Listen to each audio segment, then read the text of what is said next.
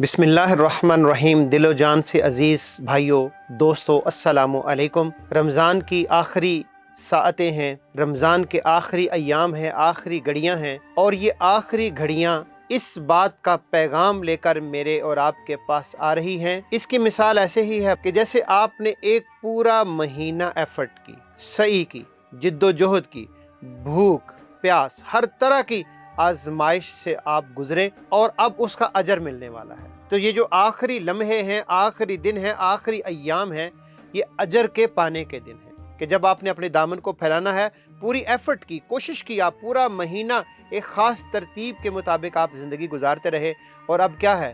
اب اس کا اجر، اس کا پھل ملنے والا ہے۔ تو جب پھل ملنے والا ہو، اجر ملنے والا ہو، اور اجر بھی کون دینے والا ہے؟ الصوم لی وانا اجزی بہ، کہ روزہ میرے لیے ہے اور اس کا اجر بھی میں ہی عطا فرماؤں گا۔ تو جب اس کا اجر ملنے والا ہے تو اب کیا کرنا ہے؟ اصل میں یہ ہے وہ سوال کہ جہاں پہ آ کے ہمارے بر صغیر کے اندر بالخصوص 27ویں کی شب کے بعد لوگ ریلیکس ہو جاتے ہیں، ختم قرآن کی تقریبات ہو جاتی ہیں، اور لوگ ذرا دنیاوی کاموں کے اندر زیادہ مصروف ہو جاتے ہیں۔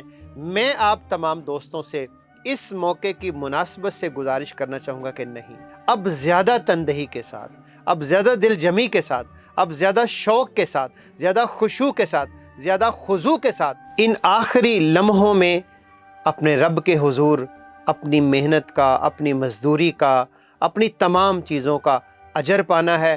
آج آخری طاق رات ہے، آخری طاق رات کو اپنے رب کے حضور حاضر ہونا ہے، اپنے دامن کو پھیلانا ہے۔ اور کچھ احادیث مبارکہ میں تو آتا ہے کہ عید کی نماز تک آپ نے الرٹ رہنا ہے۔ اور اس موقع کے اوپر میں آپ سے گزارش کرنا چاہوں گا کہ ہمارے دائیں بائیں مسلمان جد و جہد کر رہے ہیں، جہاد کر رہے ہیں، طاغوت اور اسلام کے درمیان ایک کشمکش ہے اس وقت۔ تو جہاں پہ دامے، درمے، سخنے، کلمے آپ کوشش کر سکتے ہیں، کوشش کیجئے، دعا کر سکتے ہیں، دعا کیجئے۔ اس لیے رمضان کی آخری رحمتیں ہیں، برکتیں ہیں، سمیٹ لیجئے، اپنے دامن کو بھر لیجئے، اپنے آپ کو اللہ کے رنگ میں یہ جو رنگا ہے آپ نے، تو جو ہی یہ رمضان گزرے تو یہ رنگ باقی رہنا چاہیے۔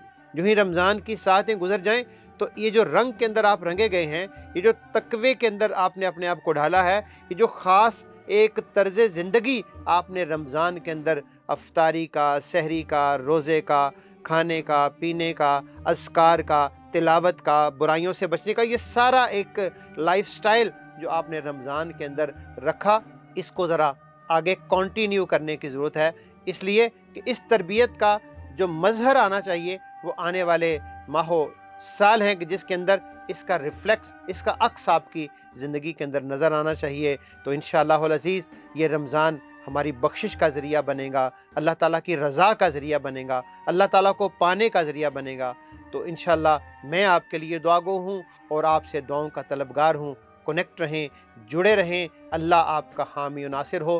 وآخر دعوانا ان الحمد للہ رب العالمین۔